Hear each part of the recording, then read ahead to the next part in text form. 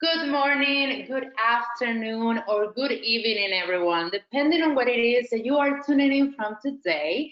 Welcome. My name is Maria Angeline Marval, and I'm so excited for today's Stage 32 webinar, How to Break into and Write for the Video Game Industry. And teaching you everything you need to know about writing for video games is writer Andrew Henderson, who is one of the writers of the new AAA game studio game That's No Moon, based on popular existing intellectual property. Andrew also works as a writer and producer for film and television. He has sold film and TV projects to various companies, including Runway, Planet Content, Go Media, Paradox Productions, Cineloop Productions, Beholder Productions, Storyboard Entertainment, and Rebellion Studios, among others. His 2014 sci-fi thriller film, Flashes, featuring Tom Sizemore and Christopher Judge, is currently streaming on Amazon Prime and Tubi. So a great instructor indeed that we have with us today. And before we get started, I just want to go over a few things with you all. First, this is a live and interactive webinar. So what that means is that you can ask questions at any time on the question box, and we will go over them during the Q&A session at the end. So I'll walk you through how to do that right now. What I want you to do now is to take a look at the control panel that is up on your screen and locate the blue bar that says questions. Pop out that box and you'll see what looks like a chat box where you will be able to type in your questions. So let's go ahead and give this a try right now. Please let us know where all of you are from. So what I want you to do now is to type in what city or what country you are from in that question box so I can make sure you all know how to use it. And while you do that, I wanted to remind you that we love to be social at Stage 32. So please pay it forward today and let us know what you learned. Tag Stage 32 on Twitter and Instagram, and we would love to see your takeaways from today. All right, great. So I see Fairfield, Iowa, wonderful. Denver, Colorado, beautiful. A lot of people from Los Angeles. Hello, hello, California. Santa Barbara from California as well. Let's see, Cambridge, Ontario, Canada. All right, hello, Canada. All right, let's see, more Canadians. I love it. Richmond, wonderful. Then we have some Atlanta, wonderful. New York, all right, all right. North Carolina, wonderful. Texas, amazing, amazing. We're happy to have you all here today. And one last thing before we start, Andrew is going to go over lots of great information today. If you feel like you missed something, don't worry about it, because in about 48 hours after this live webinar, you will be able to see an on-demand version of this webinar. Using a Stage 32 account, you can play this video as many times as you would like for up to a year. So now, without further ado, I'm thrilled to present you Andrew Henderson, hosting today's Stage 32 webinar. So Andrew, please take it away. Thank you. Thank you for the introduction. It's good to have all of you here. I hope you're excited. I'm really excited. One of the reasons I reached out to Nick and Stage 32 about doing this webinar is because I've met so many writers. You know, I've worked in film and TV for a long time, about 15 years now. And I've met so many writers that are intrigued by video games and getting into that world, but they just don't really know how to go about it. And it is a very niche industry, just like film and TV.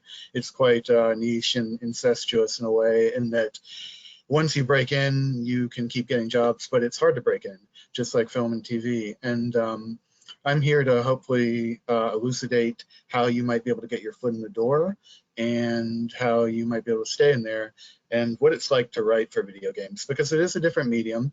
In some ways, a lot of things from film and TV and comics are portable to the video game world, but in other ways there are some stark differences. I really believe I've written in so many different mediums now. I've written for film, TV, video games, mobile games, comic books, interactive video. I really believe as writers, it's incredibly important that we try to give ourselves as many avenues as possible. It's just such an arduous thing to be a writer, a full-time writer, especially professionally, and make a living. And we're seeing that now with the SAG strikes and the WGA strikes and the AI revolution, which is, obviously a really stressful thing for a lot of us, myself included. It's difficult times. It's really difficult to be a writer. It's always been difficult to be a writer, but I think that really holds more true now than ever. And I think we have to, give ourselves as many opportunities as possible. So that's why I try to personally work in so many different mediums. And one thing is, once you kind of get your foot in the door, writing in video games, mobile games, it'll just be another feather in your cap. It'll help your portfolio. It'll help you get further gigs. And it's just a really good thing to have. So hopefully this will be insightful. I'm going to start us off, just some fun little video game facts you may or may not know. The global gaming industry is worth, I should say worth, 365.6 billion. The gaming industry in the US alone is 106.8 billion. And that is over 8 times larger than the film industry. So a lot of people don't grasp just how huge the video game industry is. It's a titanic industry. There's a ton of money that's put into it. It does a ton of money in volume every year, substantially more than film. And, when you think of film, you've got huge, big budget tentpoles like the Avengers, all the Marvel, DC stuff, Mission Impossible. Even all that stuff together, it doesn't come to even really a fraction of the video game industry. So it's a huge industry. A lot of money is put into it every year, and there's a lot of opportunity there, which is another reason I wanted to host this webinar. Fun fact, which actually surprised me, I did not know this, Vietnam has the largest number of adult gamers. 85% of adults in Vietnam play video games. China, 70%, and 50% in the US. I would have guessed China to be number one. So it was really fascinating to me that Vietnam was number one. I don't know, I couldn't tell you why or what the impetus behind that is, but it's quite interesting. And obviously China is renowned for having a lot of gamers, and the US is as well. The 50% actually was a little lower than I would have fathomed until I did the research on that. So that was interesting to find out. In 2022, the most popular video game console was PlayStation 5 with over 32 million units sold, and Xbox Series X was second most popular, and then Nintendo Switch. So I'm going to give you a little brief introduction on my story, how I got into writing, and how I broke into the video game industry.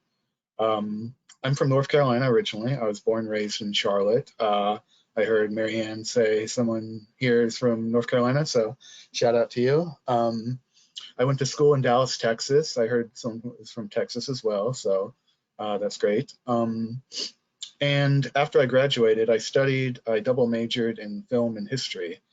After I graduated, I knew I wanted to be a screenwriter. I took a screenwriting class when I majored in film. I always liked writing, and I enjoyed history, but there wasn't really a career path there other than, being like a professor or a museum curator, and those kind of things didn't really appeal to me. I loved movies. I always watched movies with my dad growing up. We would go to the theater every Friday. He was in town. I grew up on, 90s action, Seagal movies, Arnold Schwarzenegger movies, Stallone. So I loved all that. And I always knew that there was a writer for film, but I didn't really know what a screenwriter was. And when I went to school, I kind of learned about that. I learned that that was an actual job, and that was something you could do. So that was kind of what I wanted to be after I went to school and after I graduated.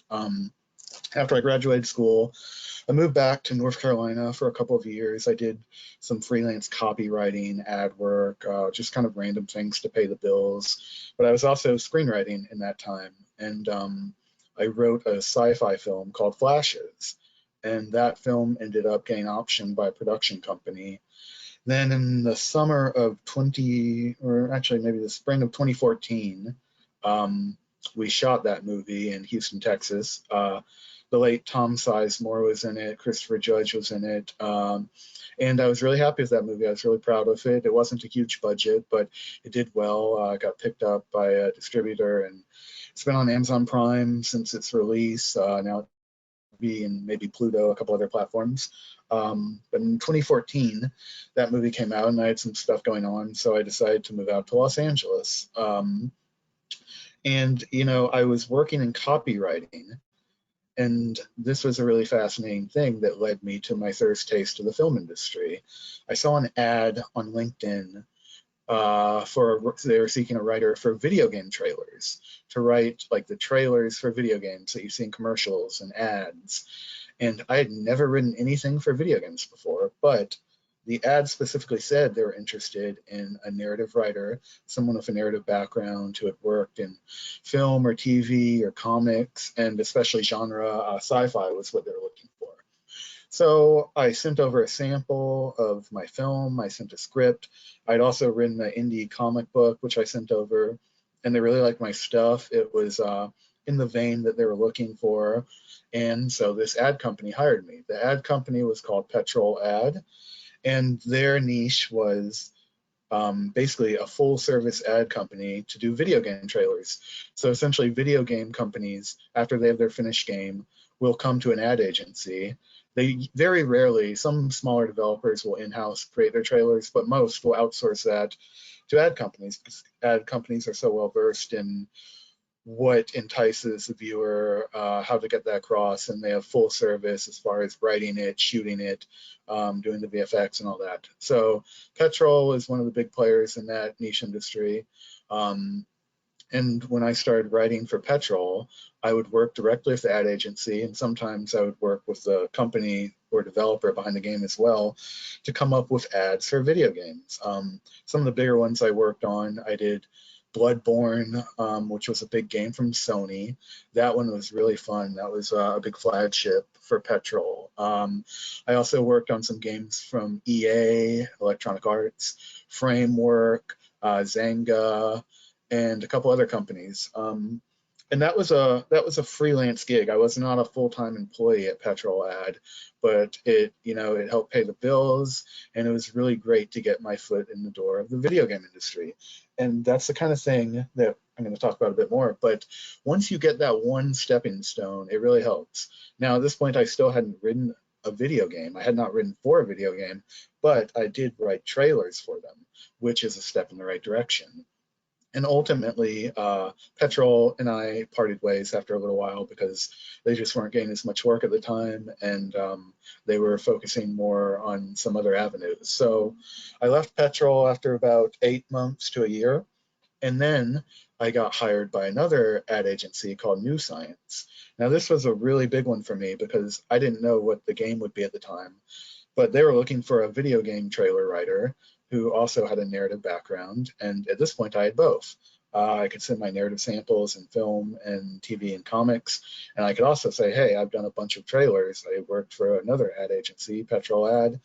Here's one I did. Here's Bloodborne. Here's some games from EA, and that really helped me get that gig. Once I got that gig, after I signed the NDA, I found out that the trailer I would be working on was for a game called Assassin's Creed Unity. I'm sure a lot of you are familiar with the Assassin's Creed franchise. Obviously, that was a really big deal for me. That was very exciting. That particular trailer for Assassin's Creed Unity was directed by Rob Zombie, the music video and film director, and we did like a stop motion animation for it, and the animation was done by Tony Moore, who does the illustration for the Walking Dead comics. That trailer was so cool. It was very cinematic. It was based around the French Revolution. It was very dark and gritty, and that's generally the space I write in, so that really helped. My samples are on the darker, grittier, more gory and violent side. And that was a phenomenal trailer. It's been watched so many times. I think last time I saw it on YouTube, it was over 100 million views globally, and it premiered at San Diego Comic-Con. So that was a big deal for me. That really helped me continue to get more gigs writing video game trailers. So yeah, I've probably done anywhere from 30 to 50 video game trailers over the years.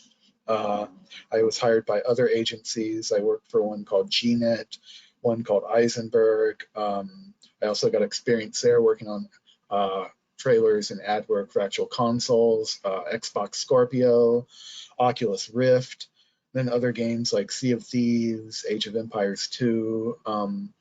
So the great thing about that was once you get the stepping stone, right, the petrol ad gig, getting those video game trailers allowed me to get future video game trailers. And then I kind of had a niche in this small industry as being a video game trailer writer. And ad agencies knew that. They would hire me. They liked my work. They liked my experience.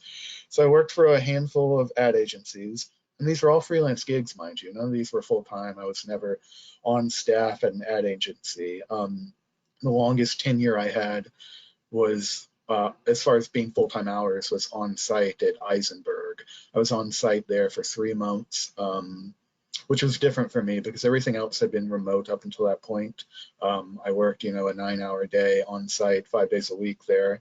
So that was an interesting experience. I'm in Hollywood and I was commuting to Pasadena every day, which wasn't ideal, but it was a good learning experience. And that was my longest tenure of actually doing full-time hours. But for most of these gigs, you would be paid an hourly rate. So I would have my hourly rate and I would spend X amount of hours on the trailer. It wasn't like I was working 8 hours a day every day.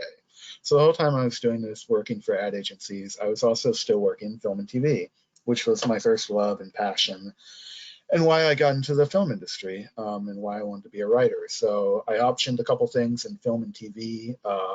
2017 and 2018 were pretty big for me. I optioned an action thriller feature to Sintlu Productions. The main producer there was Mark Canton, who has done a bunch of things. He does the Power series on Starz, and he did the movie 300. I also was hired to write a World War II film from Runaway Planet Content. Both of those had financing. They ended up not getting made for various just kind of crazy reasons, which is a whole separate story. But it sort of goes to show how difficult this industry is, because both of these projects were pretty much as close as you can get to a green light or slam dunk of happening, and they both didn't, because the truth is it's incredibly hard to get a film made. But when both of those projects went, I was making good money, or decent money, enough to write full time, and I stopped doing the freelance gigs. I stopped writing for ad agencies, and I focused on screenwriting. Now, fast forward to 2021, I was writing film still, but things were tough. This was at the height of the pandemic, or the middle of the pandemic. It made what was already a tenuous industry in film even more tenuous. So it was incredibly difficult. And I said to myself, like, I need some money and I need some consistency and stability. I've got to try to get some kind of job, because I just wasn't making money from film and TV at this point. I optioned a couple things, but nothing was close to going into production. A lot of sets were shut down from COVID. So I had my video game experience to fall back on. And I saw an ad from a company called Activision. They do the Call of Duty franchise, and they were looking for a writer.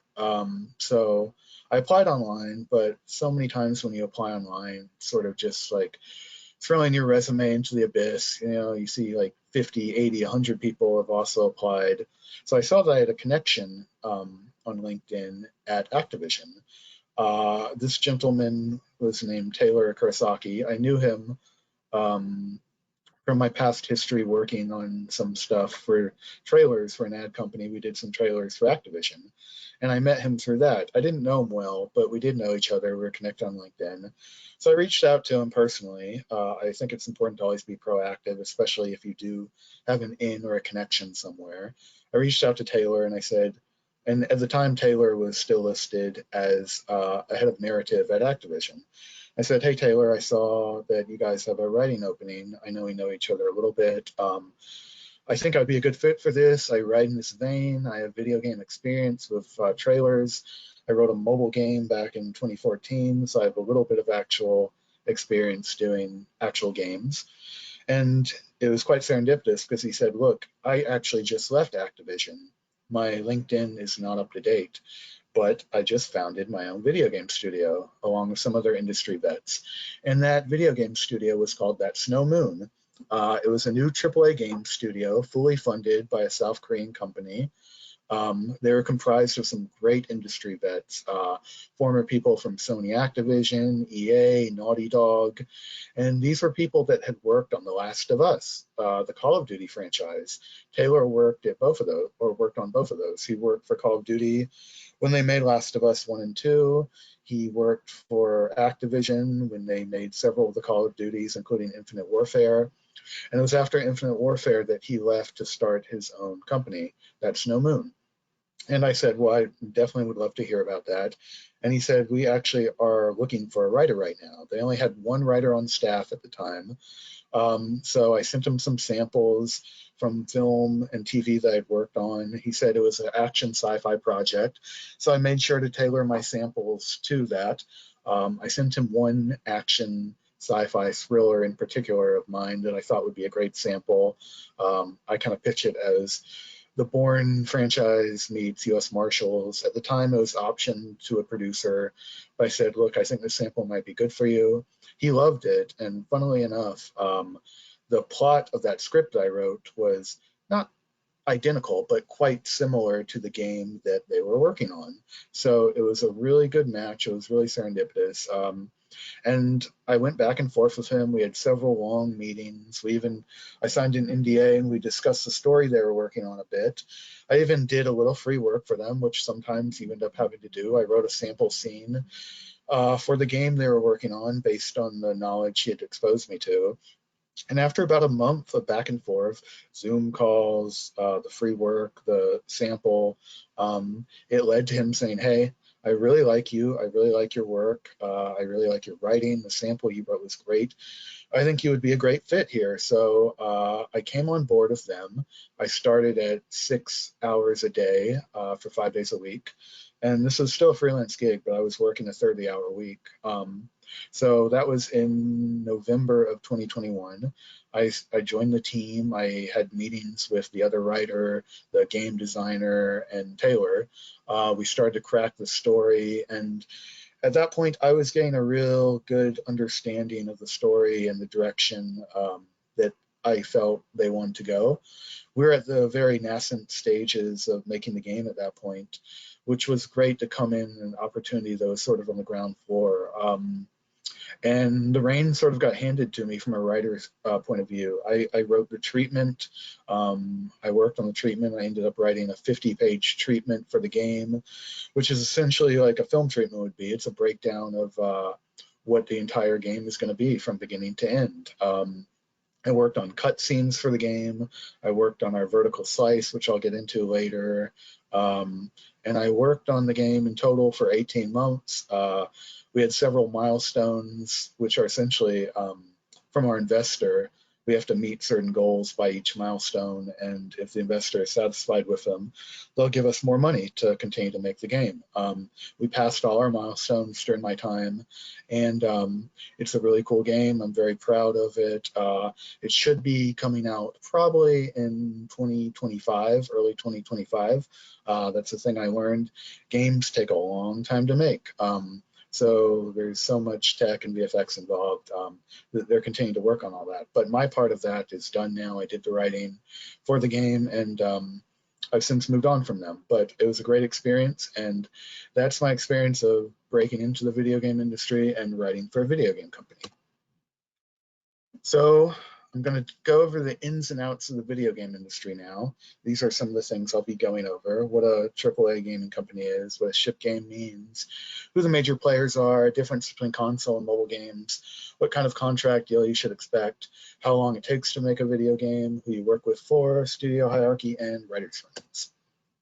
So if you play video games or you have a cursory knowledge of them, you've probably heard the term AAA game or AAA studio and shipped game. The term AAA games is actually just a classification used within the video game industry to signify a high budget, high profile game that are typically produced and distributed by large, well-known publishers. Now, there's not actually an organization or a very specific minutia requirement to have a AAA game designation. It's more or less a thing that is just widely accepted, like, you know, if it comes from Sony or EA or Naughty Dog or one of the big developers, it's a AAA game. So there's not like there's not an organization that will actually say, okay, you check the following boxes, we're going to give you AAA certification.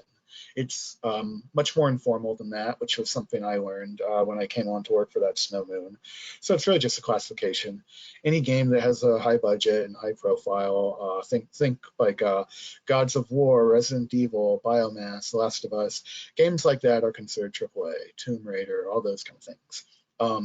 And if it's not AAA, there's also AA and single A. And these are smaller indie developers that will release games that aren't as mass-produced or shipped as widely.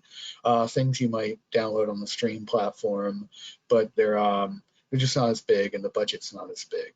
And a ship game is pretty self-explanatory. It just means a game that's been finished, fully developed, shipped, gone out to consumers, and has been sold. So that's one of the things that's a real chicken or egg catch-22 conundrum as far as getting your foot in the door of the video game industry. So many games, when they're seeking a writer, you might have seen this on ads, they'll say, must have one AAA shipped game. So how do you get a AAA shipped game if you can't get hired to work on one, write one? It's that real chicken or egg thing. And in that case, what I would say to you is you've just got to be proactive and open as many doors as possible to an avenue like I did. And it's not going to be the exact same as me, but as long as you keep working on things that are in the industry, and even in film and TV, it's going to help you. It's going to give you as many opportunities as possible. And you're going to come to a situation where, like when I was hired by that Snow Moon, they didn't require that I had a AAA ship game. They had seen the mobile work I did. They liked my samples. And that's another thing. Video games have become so cinematic and so narrative over time. I mean, back in the day, you had Atari and Pong and Donkey Kong and very simplistic games. But today, games are incredibly developed. They're incredibly cinematic. I mean, you take something like The Last of Us, which had a fantastic storyline, and you see the kind of TV show that produced, an Emmy-nominated TV show, which just has an incredibly detailed, great storyline.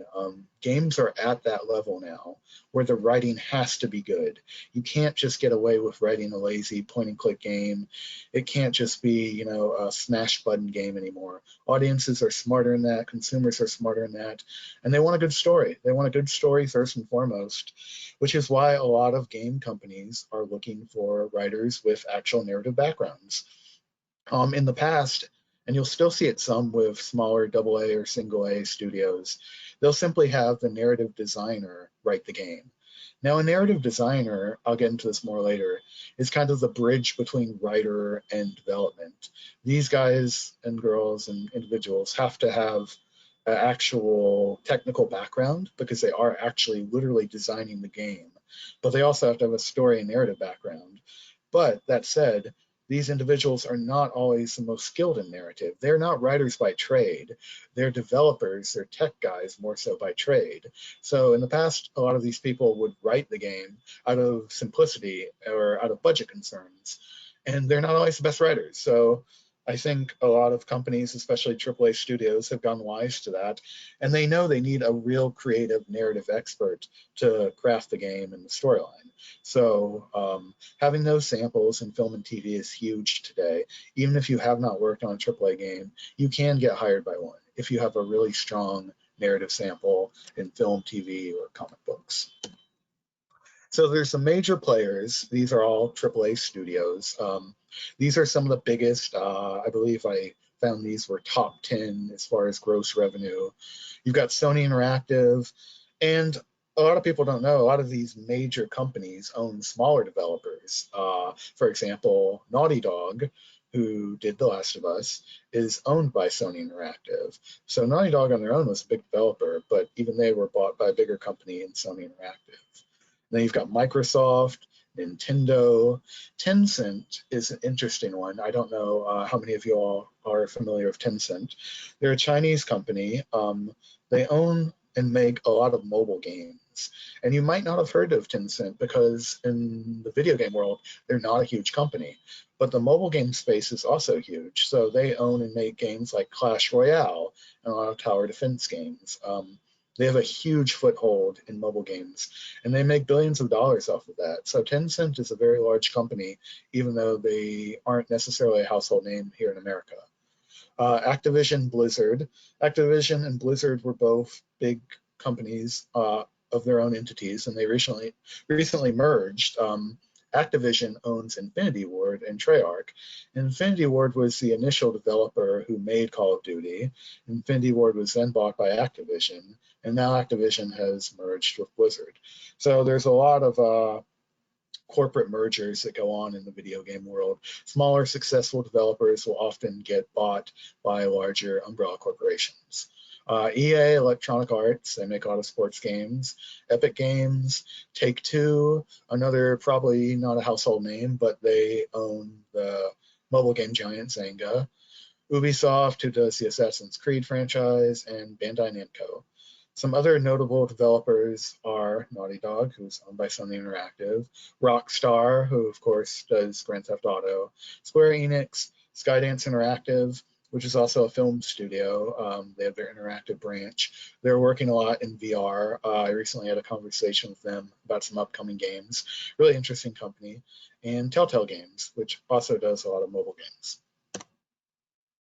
Breaking into the video game world and the catch-22, I've gone over that a little bit. The most important thing is to have a good narrative sample. Don't get scared away if you see a job ad that says you need a AAA shipped game. A lot of companies are loosening that requirement, even though they might still have it on there. What they really ultimately want is a good storyteller and someone that knows how to world build and someone that knows how to adapt IP, because so many games are based on IP, and someone that has a good understanding of character. Video games need strong character. So as long as you have a good sample, I think it is possible to break in. Ideal samples for getting your foot in the door, like I said, a really strong feature, a really strong pilot, a really strong comic book, if you've ever written that, are all helpful. Now, it is important to know genre when it comes to this. There's not a ton of drama, straight drama in video games. There's also not a ton of rom-coms. Even comedy usually comes attached to a genre.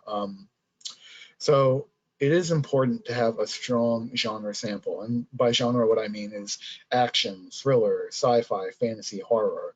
And the bigger budget, the better. So they're not looking for a sample of your contained indie drama or your guy trapped in an elevator. Those are great for film because you can make a low budget film with a contained story. But if you've ever had that space opera that's not based on IP, that producers in film have told you, no way in heck we can make that because it's a $100 million budget. That is a great sample for the video game world. Video games are oftentimes big stories set in big worlds. They can be extravagant. Those budget concerns of, shooting something on film are no longer the issue. So if you've got a really big splashy sample for film or TV or comics that isn't going to sell in film or TV because it's just too big, it's too outlandish, that's a perfect sample for the video game world. And if you don't have that kind of sample or you don't write in the genre and you want to write video games, I would recommend trying to come up. It can kind of be a two-bird situation where you write a really cool, splashy genre script or pilot that will maybe get you traction on the film or TV side, but it will also help you in the video game world. I know sometimes, and it's less prominent now today, but people write spec TV pilots. for example, based on an existing TV pilot, that's not really a thing in video games. So if you were thinking maybe I could write a spec script for Last of Us or Biomass or Resident Evil or Red Dead Redemption, what have you, that wouldn't really do you any good. I wouldn't recommend doing something like that. Comic books are great too because they're visual. So if you've ever written on a comic or graphic novel, that's a great sample to have. I had written a couple of indie comics in the past, and they weren't big, but they were great. They've always been great samples, and they've really helped for the video game world. Who to try and connect with? Now, of course, a lot of jobs are posted by an HR or a hiring manager. You obviously want to connect with them. But aside from that, who you really want to connect with is the head of narrative or the lead writer. This is the person that is going to be involved in the day-to-day writing and story and narrative of the game. You could reach out to the head designer, but again, they kind of straddle that line between design and tech and story. So I would first and foremost try to connect with the head of narrative or the head of story. Usually they'll have a title like that, or head of creative. This is the person that kind of oversees the whole narrative. Sometimes they'll write on the game, but oftentimes they don't do any of the writing themselves. For example, the head of narrative was the guy I synced up with, Taylor. Taylor had written some in the past, but he wasn't really a writer. He was more of a story guy. He was great at cracking story, and he would be in charge of the writers. So beneath the head of story or the head of narrative, you'll have a lead writer who's kind of responsible for shaping the game. And for a good tenure of my time at That Snow Moon, I was sort of the lead writer by proxy, which was really fun and a great experience. And then you'll have a couple other writers on staff. Sometimes these people will be freelance, sometimes they'll be full-time. I ended up working full-time at That Snow Moon. It was a contract position, but it was full-time hours, 8 hours a day, 5 days a week. And so I was a full-time writer there. So you usually have head of narrative, a lead writer, and a couple writers on staff. As far as how to connect, I think LinkedIn is a great resource. Don't be afraid to add someone on LinkedIn, even if you don't know them. It's okay to reach out to them. Add a nice note. Obviously, don't bombard them and send them 20 emails. Don't ever send an attachment unsolicited. Wait for them to ask for that. But I think it is acceptable to add someone on LinkedIn and either send them a message on LinkedIn or to their email directly if you can find it.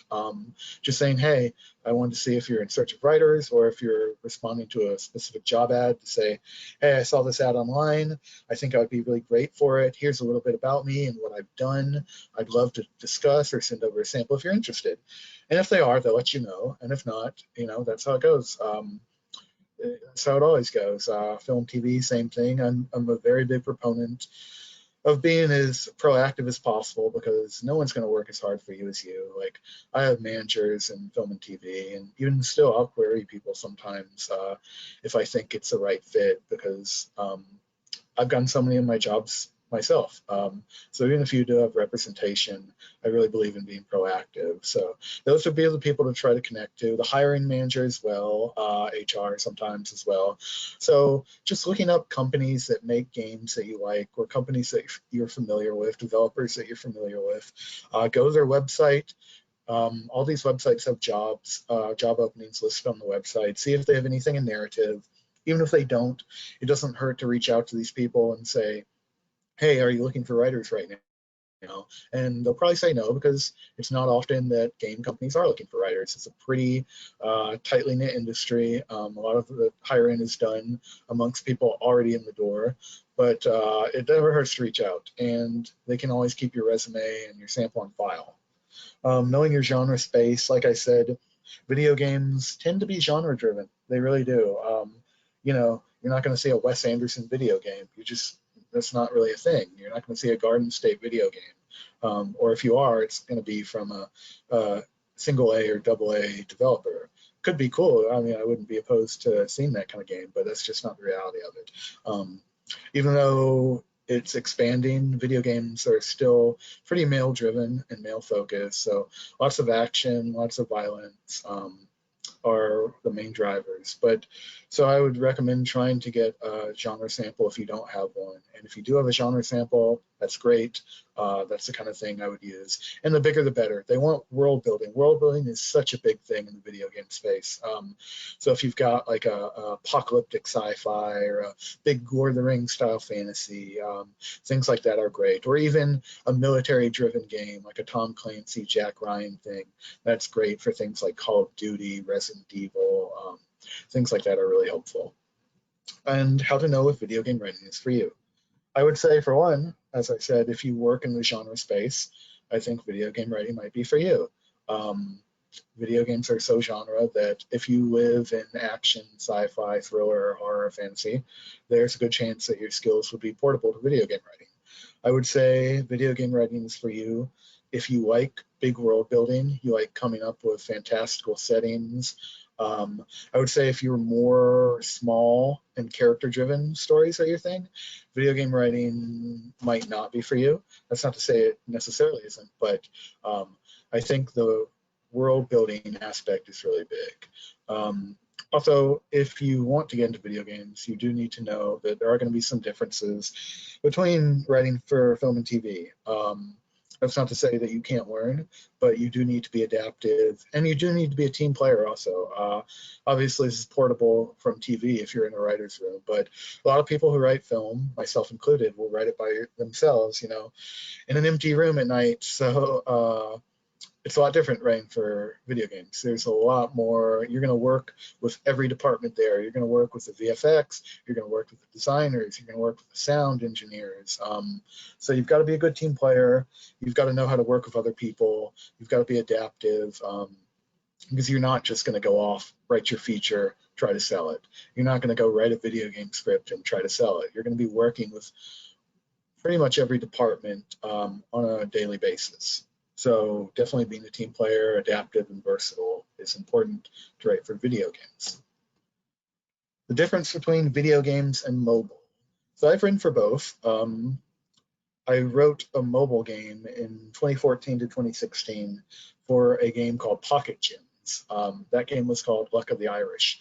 That was a choose your own adventure game, and that was aimed at a young female YA audience, which is much different than my normal target demographic. So it was a great experience. One difference from video games and mobile games is kind of what I just said. Unlike video games, mobile games don't have to be genre driven. In fact, there are a lot of romance mobile games, a lot of romance games that are aimed at a female audience or a teen audience and a younger demographic. You won't see that as much in video games, but in mobile games, it's very big. A lot of choose your own adventure games in mobile games. The one I wrote for was Choose Your Own Adventure, a branching game where essentially you would play as a character, you'd be given choices, you choose one choice and that will delineate you onto a separate path than if you chose another choice, kind of like a Dungeons and Dragons sort of thing. And these choices would branch off into different gameplay. So that's one thing. Mobile games also are obviously smaller budget. They're much simpler. You don't have the same world building. You don't have the same character drivenness. A lot of mobile games are more shoot 'em ups, point and shoot, or tower defense games like Clash Royale. They're always going to be simpler to write. They're going to be less narratively driven. The scope's going to be much smaller. But if you are someone that prefers mystery or romantic comedy or YA, you're going to find a lot more opportunities in mobile than you are in video games. Contract, salary, expectations. So I've touched on this a little bit, but most likely when you come on to work for a video game company, it's going to be a contract. They're pretty reticent to bring on a full-time company employee. That's just generally because they don't like giving you all the benefits such as healthcare, 401k, etc. They'll usually only have the lead writer on staff, obviously the head. Maybe there will be one or two on-staff writers, depending on the size of the company. The larger ones, for sure, there definitely will be. But the smaller ones, it's more likely to be contract. Even if that's no moon, I was working full-time hours for 18 months, but it was still a contract. Now, one of the upsides of a contract salary is you do make more money. You can negotiate for a bigger amount. And that's, of course, because you're paying your own taxes, you're not receiving benefits such as healthcare, 401k, paid vacation, etc. So I did negotiate a larger contracted salary than the on-staff writer was receiving, but they were getting all the benefits. So there's a pro and con to that. Obviously, if you are offered full-time, that's great. It's more rare. Just know that if you are going to be a full-time employee, you should expect, that to be a long-term position where that's probably your career full-time, and you might not have as much time for your own writing, for film and TV, etc. Expectations, every studio is different, but when I worked for That Snow Moon, it was fully remote. There was an office, it was on the west side. I never had to go into the office except when we were shooting with actors in studio. When we were doing mocap work and shooting with actors, I would come into the studio, and that was great. It was great to come into the studio every now and then. The studio was always open, so if I ever wanted to go into the studio, I could, but I live in Hollywood, like I said, and this is on the west side, so I never really had the urge to go into the studio. I enjoy working from home. We would have a ton of meetings. You can expect a lot of meetings throughout the day on either Microsoft Teams or Zoom or Google Meetup, whatever the preferred platform is. But meetings is a big part of it. And as a writer, you might not be used to that. You might be used to writing the script, having a meeting with your agent or manager, having a meeting with a producer, maybe a director. But daily meetings are going to be expected when you're writing full-time on a video game, whether you're a full-time employee or on contract. That's because you are working with so many people. You really get to see how the sausage is made. You're not just writing the script. I worked with audio design, I worked with systems, I worked with VFX, I worked with art. There's all these departments, 10, 20 departments who are all doing their own thing. But as a writer, we have meetings. The narrative department has meetings with all of these people because the art team is working on character art. They're working on world art while we are writing the game. So all these things are going on simultaneously, and they need to know, well, who is this character? What does this character look like? Sound needs to know, like, what kind of are we using? What kind of weapons are we using? What kind of sound should we expect from that? VFX needs to know what the world looks like, every area of the world, all the things we're going to encounter. So you're going to be working with a lot of teams, a lot of departments on a daily basis. It is a full-time endeavor. You're not going to just be able to sit there and write all day. So just as much as writing is a part of working for video games, you have to be ready and prepared to be social and work with a lot of different departments and have a lot of different meetings. As far as salary, it depends on the company.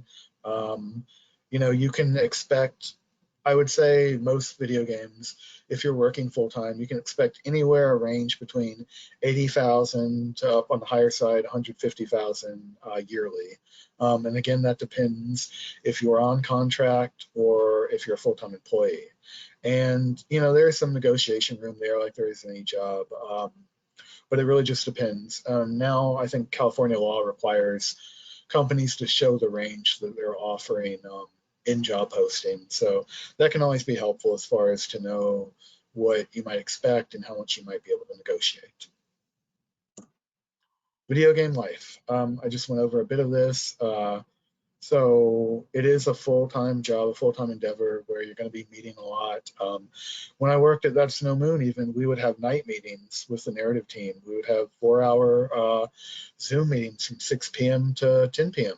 And I'm not saying every developer is going to be like that, but when you're first cracking that story, because I was in on the ground floor, there's a lot of work to be done. There's a lot of heavy lifting because you're not just creating the story of the game, you're creating the whole story of the world. And in the case of a game like this, ideally the franchise, because this is based on a pre-existing IP, this game, and we need to know where the game goes from here, what the whole world is like, what the fictional companies are like, what the people are like, where the characters go after this game, before this game, the whole world.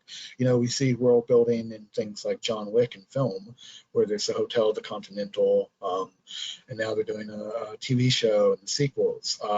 So it's similar to that, except on a broader scale in video games, where you've got to carve out the whole world. whole locations, all the characters, how the rules of the world, how certain characters act, behave, what the mythology behind it is, and it's a lot of work. So you have to have a very macro approach to it, and it's very much like a writer's room in TV. Some of the differences between film and TV versus video games, the biggest one is player agency. When you're writing for film or TV, the writer is in control. You are in control. You tell your characters what to do. You tell your protagonists what to do. If you want them to shoot someone, they shoot someone. If you want them to die, they die. If you want them to climb a mountain, they climb a mountain. But video games is different because we're not in control as a writer. The player is. The player is always in control. And that's what player agency is.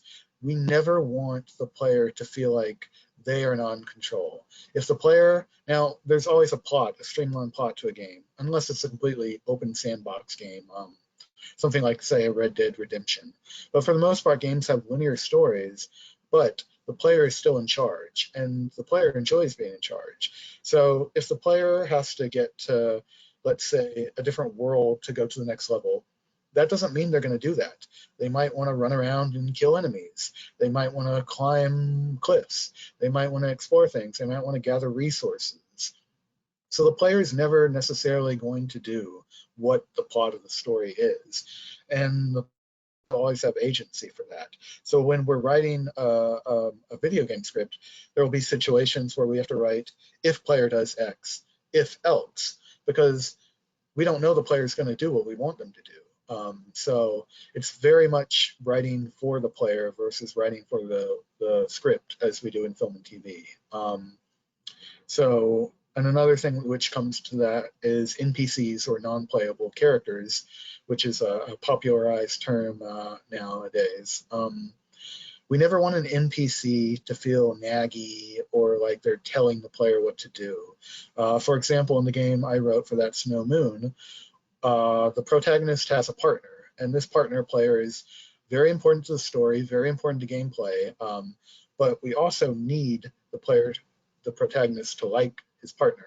So you never want the partner to nag you and say, we have to do this to move on. So you have to write in a gentle way where, say, they're trying to go up a mountain, but they can't do the mountain yet because they need climbing gear.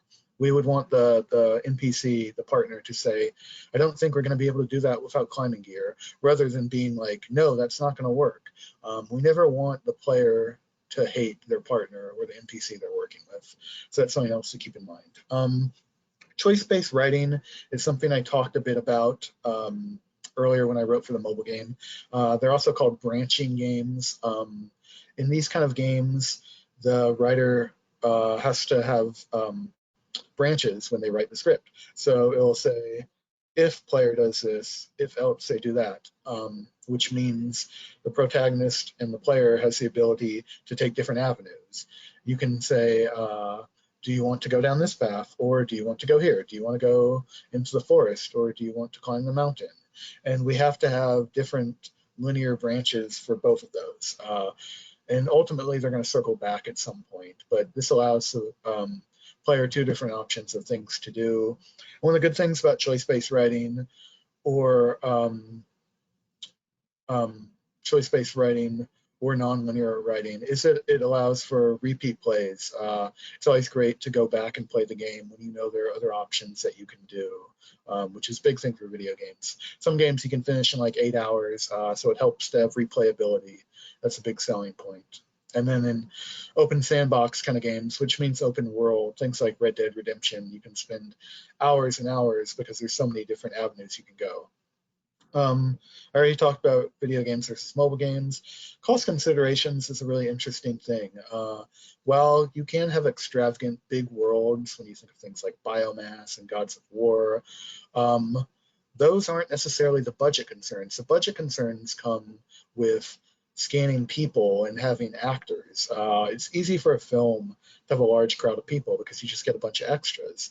But in video games, all these people have to be 3D scanned, and their appearance and lifelikeness is used in the video game. So, for example, in the game I wrote for That's No Moon, we had to cut a lot of villagers out. It's set in a small village in North Africa that's supposed to be like Algeria or Tunisia, and we couldn't have a lot of villagers just wandering around because it becomes incredibly cost prohibitive, because every single villager, every single person would need to be 3D scanned and put into the game, which is quite expensive.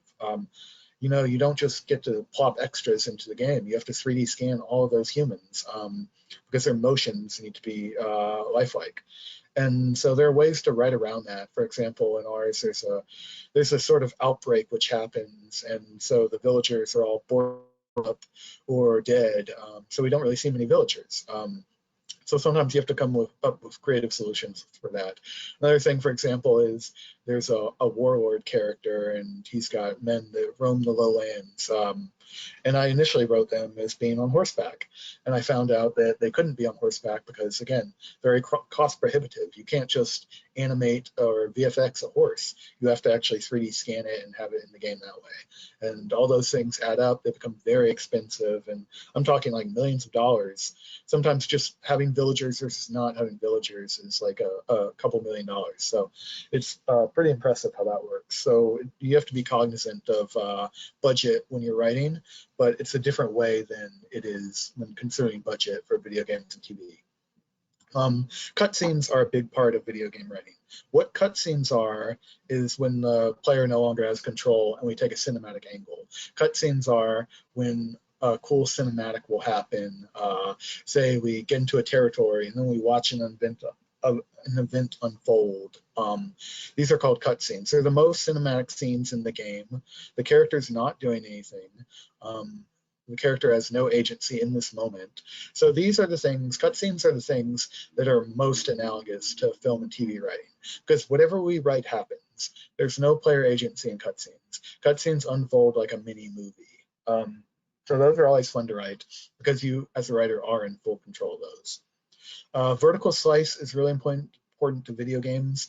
What a vertical slice is, it's analogous to like a proof of concept for film or TV. A vertical slice is something you do early on in game development. It's basically a slice of gameplay and narrative story that shows the investor or the company or the studio or the whoever's funding it, what you're working on, how the game will work. In a vertical slice, you want to have gameplay. It should be playable. It's like an 8-10 minute playable segment of game. So we wrote one of those at Snow Moon.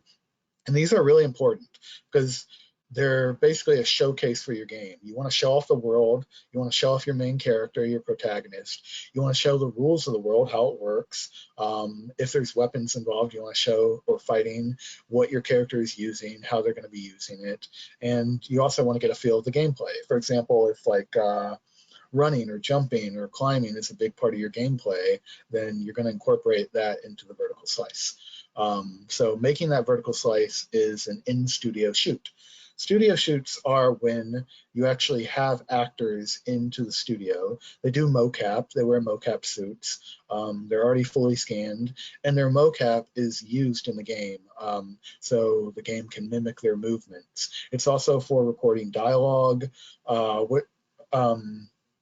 It's also for recording things that characters will say. For example, an enemy might shout out a handful of 25 different things, like, there he is, over there, go get him, things like that. In a studio shoot, you would record all of that in one day or a couple of days, and that way you can recycle it for all the enemies. That way you have all those things in the database, and they kind of just recycle through variably as far as redundant dialogue works. And that's a really important part of video games. We recorded, 50 to 100 lines just for certain villains, because there's so many things they can do. They can shoot, they can throw a grenade, they can challenge you, they can be sassy, they can be sarcastic. And you don't want the player to get bored where they hear the same 5 lines every time. You want to keep it fresh. And then in-game algorithm will kind of decide what the character says and when, and that way it stays pretty fresh, where you're not just hearing the same things over and over again. And that is about it. And now we have Q&A. Wonderful, wonderful. Wow, what a great presentation, Andrew. You give us so many insights and great information. So I'm very excited for Q&A coming up. And I just want to remind everyone that this webinar is recorded. So if you miss anything, don't worry. We'll be processing this video and you can find the replay in your Stay32 account in about 48 hours, along with any handouts. So we will be moving to the Q&A part of the webinar, and I'll quickly remind you how to participate. Please look at the control panel that is up on your screen and locate the blue bar that says questions. Pop out that box and you'll see what looks like a chat box where you will be able to type in your questions. So please have in mind, we might not be able to go over all of the questions today, but we created a lounge on Stay32 for this webinar where you can continue this conversation, share your thoughts, and network, which is the beauty of Stay32. So I'm going to add it to the chat right now, and here it goes. So we hope to see you there after the webinar. All right, so let's see. I have some questions that came during the presentation, so I'm going to start with those. And this first one is from Byron. And the question is, do you ever pitch concepts to video game companies? And if I have a pitch and a game demo to go along, should I try to pitch this if I have some contacts that can get me in the room? That's a good question. I've never pitched a concept to a video game. I would say that's more on the rare side. If you're a developer, and I'll get into that part in a second, and you have a demo, that's a sort of different question and a different thing. If you're just a writer, I mean, coming up with a concept and pitching it is, to be candid, that's just not really a thing that happens. I'm not saying it's never happened, but most video game companies come up with their ideas internally, or they're based on pre-existing IP, such as the game that I worked on. Maybe if you were an in-house writer at a company and you were staffed there and had been working there for a couple of years, you could pitch a concept. But if you're not currently working for the company, you wouldn't really pitch a concept. It's not like film or TV where you're like, I have this great idea for a script. They might say, okay, cool. But it's not like that in the video game world where you would say, I have a great idea for a video game, Ubisoft, Naughty Dog, do you want to make it? That's just not really a thing that happens. If you do have a demo, now that said, I guess that would mean that, you know, to some extent you're a coder or a game designer. If you have a demo, I think that makes it more plausible. I think in that kind of scenario, it would be best to try to partner up with an indie developer. Even if you have a demo, it's very unlikely that one of the major players is going to want to look at it or develop it with you, just because they have their own pipeline of material and they have so much IP already. But if you did have a demo, I would try to reach out to some of the smaller single-A and double-A developers, and that might give you a chance, because I do think single-A and double-A developers are more likely to come up with original ideas that are not based on IP. So if you have a demo, I would try that route. If you don't and you're just a writer, it's not something I would recommend. All right. Yeah, well, that's a great advice. And I know you mentioned just now about game designers and coders, and I wanted you to give us a little more of insights of what this relationship works with writers. Like, how does the game designer, the coder, how's this relationship? How does it work? Yes. So, for example, I'm a writer, but I don't code or game design at all. I'm not very technologically savvy. I don't do any of that.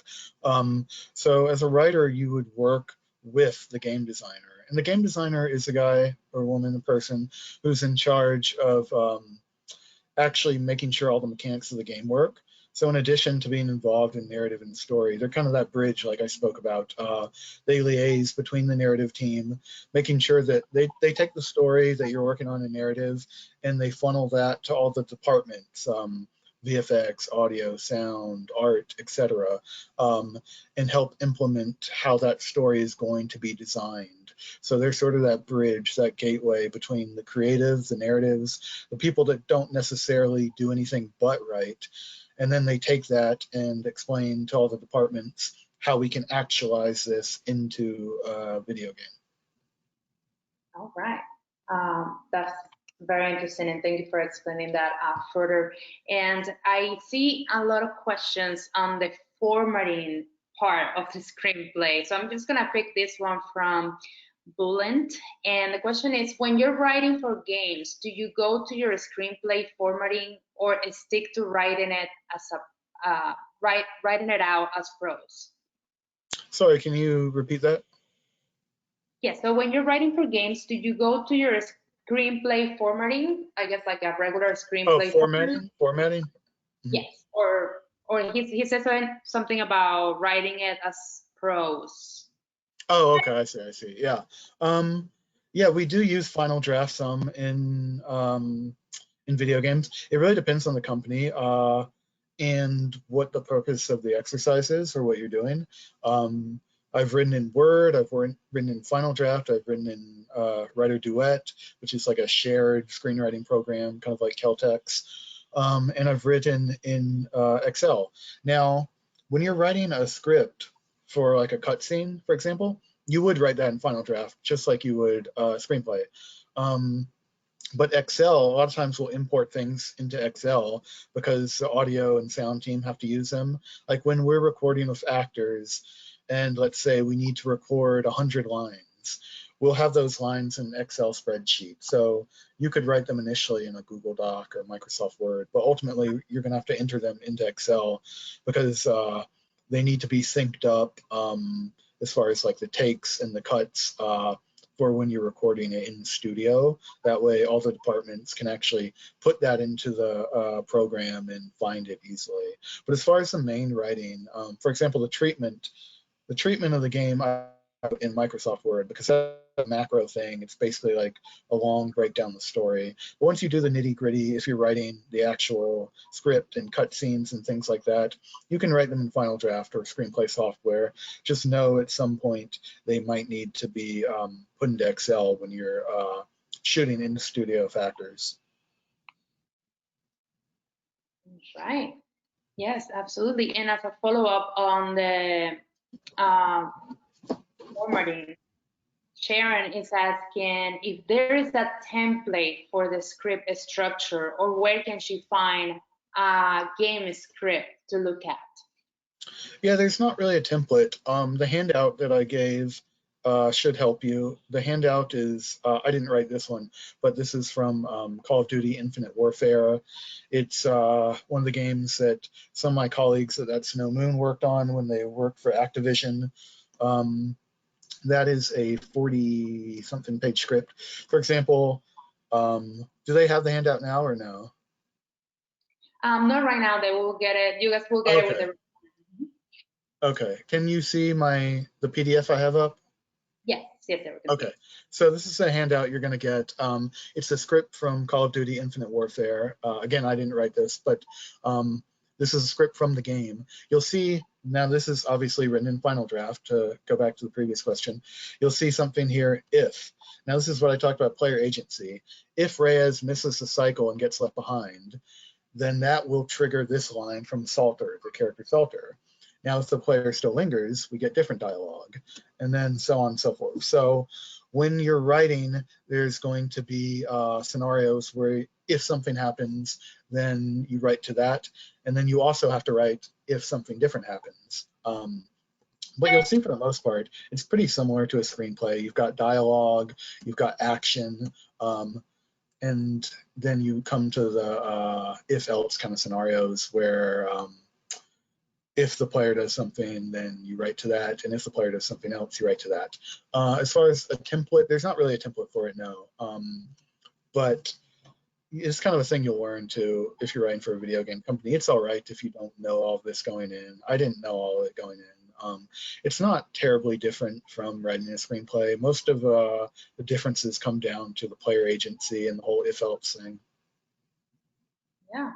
Yeah, and I love that you were showing us one of the hands out. And to continue with this conversation, I do see more questions about formatting. So this one is basically, Andre is asking, how long are the scripts for a video game and a video game trailer and a video game typically?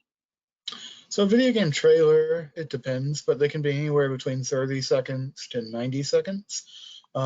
Generally you'll have either a 30-second spot, a 60-second spot, or a 90-second spot. 90's on the longer end. The one we did for Assassin's Creed, that one might have been over 90 even, but that was like a big trailer for a big game that was meant to debut at Comic-Con, which it did. So like that had a specific purpose. For, like a TV ad, oftentimes it's just 30 seconds, which amounts to, like about a page, depending the action and the dialogue. Now, as far as a video game script, that question I can't really answer because it's not a traditional sense like a screenplay. You might write a 90-page or 100-page screenplay and now parcel out to an hour and a half or an hour 40-minute movie. Video games aren't like that. You don't write one ongoing script. The script is going to be broken down throughout the iteration of the game because we're writing different segments. It's never just one long ongoing script. We'll write a script for a specific scene or a specific level, and then that script will get sent to other departments and you'll shoot with actors. And then when you write the next script, it'll be a separate thing. So it'll kind of go back to page one. It's really broken down to pieces. So you'll write for a specific scene or a cut scene. Like even a cut scene is its own script within the script. So like you might have a 3-minute cut scene, which would be like pretty similar to a movie. So it'd be like a 3-page cut scene.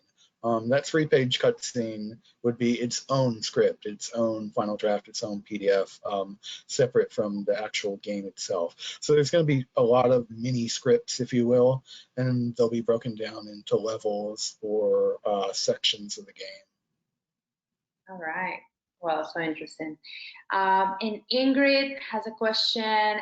What type of program do you use to keep track of a story or dialogue?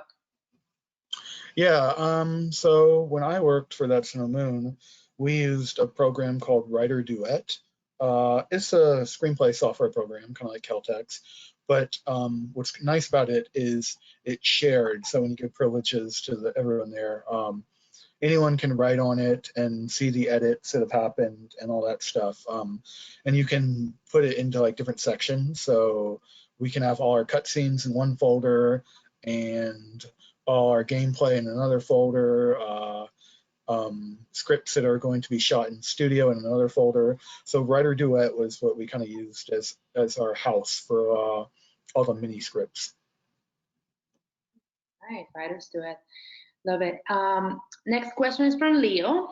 He's saying, I feel like many jobs get applications from people who are passionate video game fans without writing experience, who just wants to be writing. So how do you express your passion when applying without sounding like an amateur or thirsty fan? Yeah, I mean, just to be candid about that, like you do have to have writing experience. If you love video games, that's great. But it's incredibly unlikely you're going to get hired to write on a video game if you haven't written in the narrative space in some way, shape, or form. I mean, that would be analogous to someone who says, I love movies. I've watched hundreds of movies. Will you hire me to write a screenplay? That's not going to happen. You have to have writing experience. So my advice to you, if you are that passionate about video games, maybe intern at a video game company or apply to a position as a PA on a shoot or something like that. Learn more about the process. Write a film or TV sample. Learn to screenwrite. Learn to write creatively, and then try to apply for that position. And it's just unlikely that if you don't have writing experience, no matter how passionate you are about games, that you're not going to get hired to write one, just because they do need someone that's a storyteller and has experience. There are things too, like companies will hire people to test play video games. So if you're really passionate about video games and you play them a lot, that's another good way to get into a studio. You can apply or reach out about test game players. We had people to test out the game, the in-progress game too, not the finished version, to let us know what they thought of it, if they're kinks, etc. So if you're passionate about games but don't have a writing background, I would continue to try to write, or if you haven't, then try to. and try to get your foot in the door to the studio to learn more about it another way, either as a PA or an intern or a video game tester. Yeah, absolutely. And actually, I would like to reverse that question a little bit as well, because we hear a lot, right? If you want to be a TV writer, you should be watching TV. If you want to be movie writer, you should be watching movies. So do you need to be playing video games to write video games? That's a really good question. I think it certainly helps. To be candid, I am not a huge gamer. Like I don't play a ton of video games. I played more as a kid, but I am familiar with them, and it's important to at least be familiar with them. I remember even when I was hired to work with That's No Moon, he asked me, "Are you a big gamer?" And I was honest. I said, I play every now and then, but I'm not a big gamer. And he's like, "That's okay." Ultimately, what we want first and foremost is story, but video games are going to get referenced a lot in your meetings, especially from the narrative front. They're going to reference things that certain games did. They're going to reference certain characters. And sometimes I didn't know those references. So I really had to do a lot of homework. I did buy a console and started to play. I'm still not a huge gamer, but I do play some now. And, I just did a lot of research reading up on games. A great resource for that is YouTube, because there's a lot of player tutorials where you can watch someone play a game on a YouTube video. And that way you can see what people are talking about when they say, oh, like that scene or that level in the game, which might be referenced when you're working on a game. You can understand the mechanics of it by watching the YouTube videos. So I wouldn't say you have to be a hardcore gamer, but it absolutely helps. And you at least need to have a cursory knowledge of other games in the space. So if you're not a big gamer like I wasn't, I would recommend trying to at least play a little, and more importantly, do some research.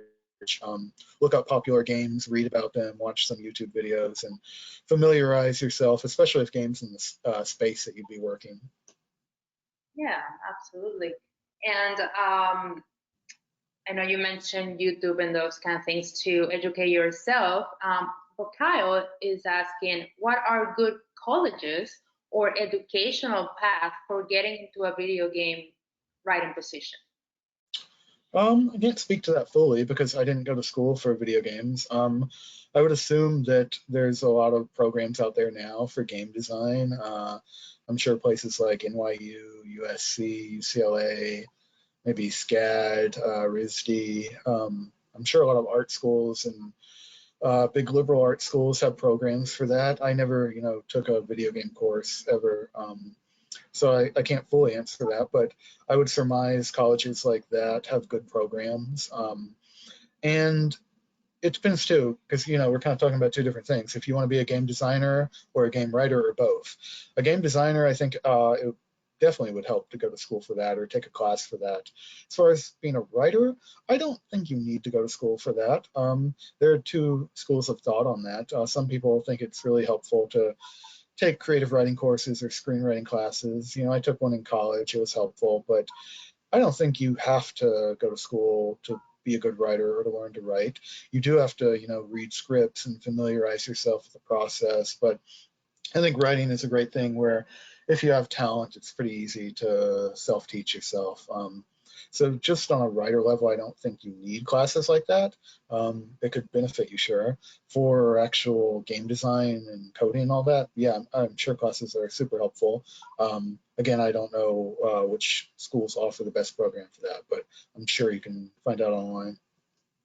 Yeah, absolutely. I mean, it's great that you are self-taught and giving that option to people as well. That, as you said, there are many ways to get in and to understand and get access to writing for video games. So I love also that you mentioned that you are self-taught and you still are doing it. You're doing it, and that's amazing. Yeah, there's And so many paths. I mean, there's like everyone's path is going to be different. That's one of the things about video game writing or screenwriting, Hollywood in general. It's just everyone's going to have a different path in, and some are more traditional, some are less traditional. that's true. Yeah, there's no wrong path. And I know, Andre, you mentioned that you moved to Los Angeles and started to pursue this full time. However, you were working remote lots of this time. So my question to you is, do people need to move to Los Angeles? Yeah, that's changed so much since I moved out. You know, I moved out here in 2013 or 2014, and at the time you kind of had to be in LA. That's changed a lot. Obviously, the pandemic changed a lot of that. No, you do not have to be in LA. We had people on our team at That's No Moon who lived on the East Coast. We had people that lived on Mountain Time. We even had some people that lived in Europe. The producer on my narrative team lived in the Netherlands, and that's challenging. I wouldn't recommend it because the time zone difference is an issue. But as long as you are able to work into your schedule and you can attend all the meetings, they're not going to cater the meetings to you. Like they're going to be on PST, Pacific time. But as long as you can make all your meetings, absolutely, it's fine to live somewhere else for video games, especially if you're a writer. There might be times when you need to be in studio, but in that case, they would probably fly you out. It is helpful because I could go into the studio if I needed to. We had several shoots. Again, you could be flown out for that, but it's easier to be able to just go into the studio.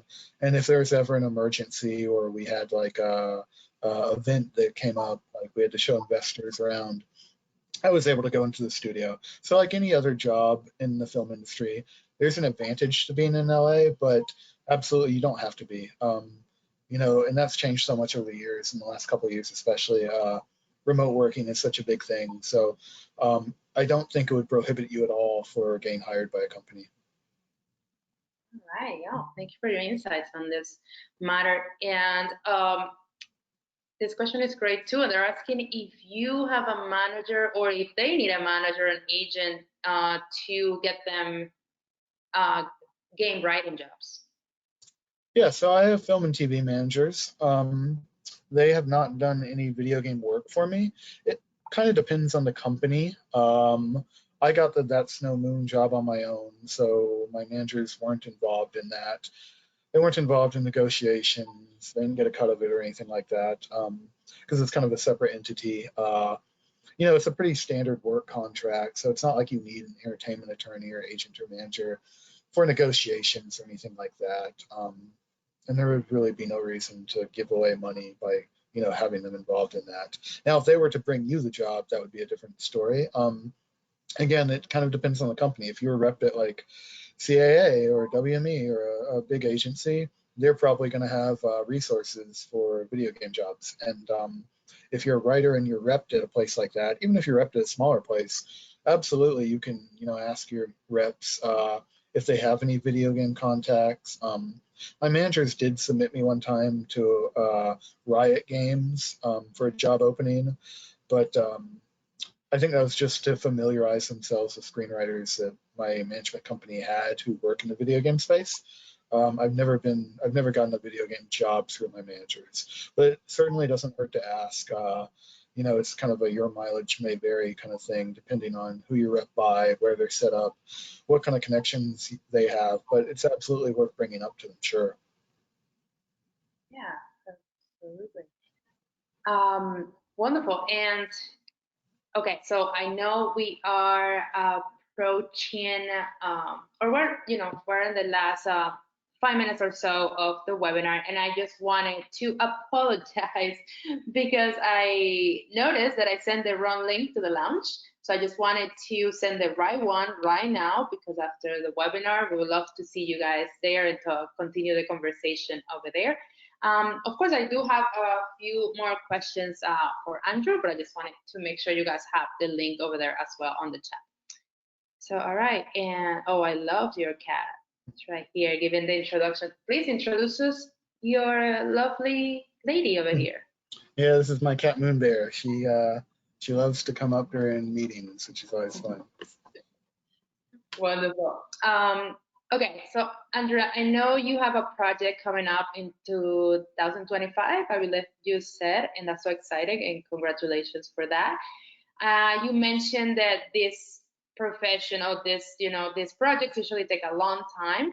And I wanted to ask you a little more about time frames to write them. Like, what is the time frame to write a project? Yeah, so writing is pretty ongoing. Like I said, I worked for That's No Moon for 18 months, and there's still going to be some additional writing done on the game as it goes along. but at this point they're having their in-house writer, who's a full-time employee there, handle that, just because it's not a lot of writing.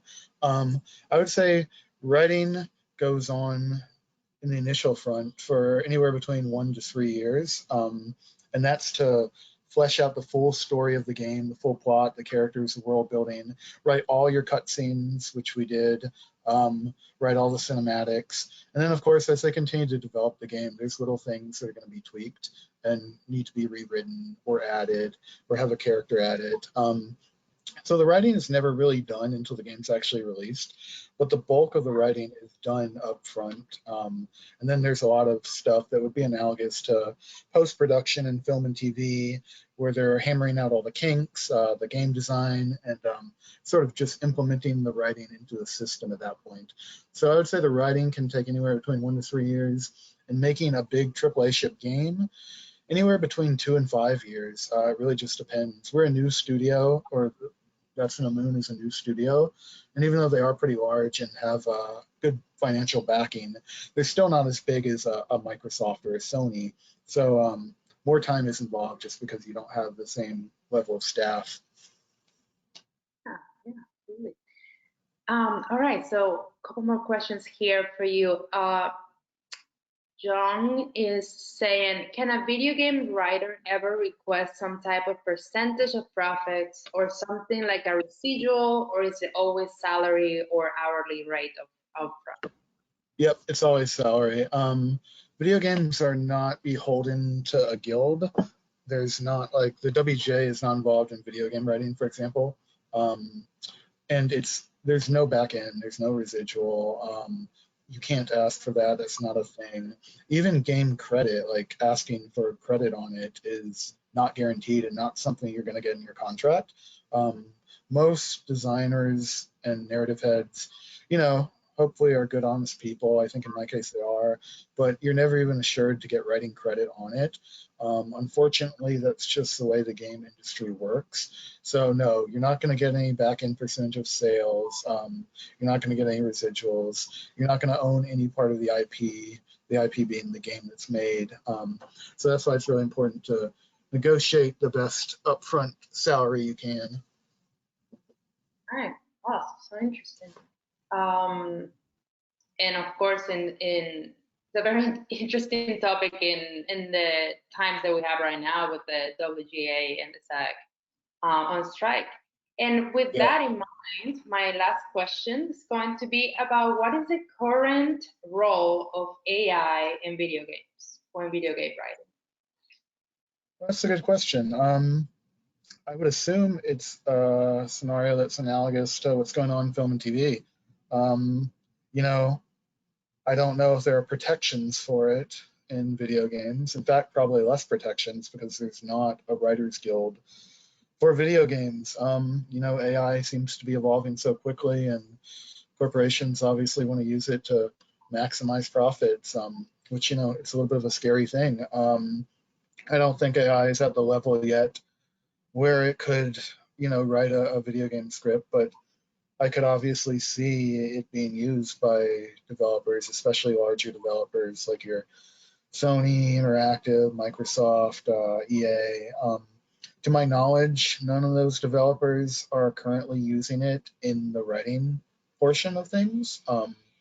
But absolutely that could change, especially as AI evolves. So I can't terribly speak to how it's being used at any studios or developers right now, but I would say the risk of it being used is, just as likely as it is in film and TV. So it's definitely an interesting question and something that hopefully will be regulated in some way moving forward so that we can all have jobs. Absolutely. Yeah. Well, all right. But definitely don't want to end on that note of this crazy times with AI and all those things. But I wanted to ask you before I let you go to leave us with some parting words or piece of advice or thoughts of everyone in the room today. Yeah, I would say if you really are interested in video game writing, you've enjoyed the seminar and think, okay, I could do that, I want to do that, be proactive and have a good sample, have a good genre sample in film or TV or comics. If you don't have one, write one, and be on the lookout for jobs opening up. Go to websites for video games, like look up these developers I listed and other ones. Go to their website, look at their job openings, and go through LinkedIn, look at job openings. Try to reach out to people organically as you can, that work for companies that you'd like to write for. Familiarize yourself with what they do, and just keep at it, and hopefully, the right scenario will come up. Absolutely, love it. And that's a great way to end the webinar on a more positive note. And I see that you are getting some love in the chat as well. So Andrew, this was great. It's been such a pleasure. Thank you everyone listening today as well. You are all invited to continue this conversation on the launch on Stage 32. The link is on the chat. It's the second link, the right one. And have a great rest of your day. And until next time, take care, everyone. Bye, Andrew. Bye, guys. Take care.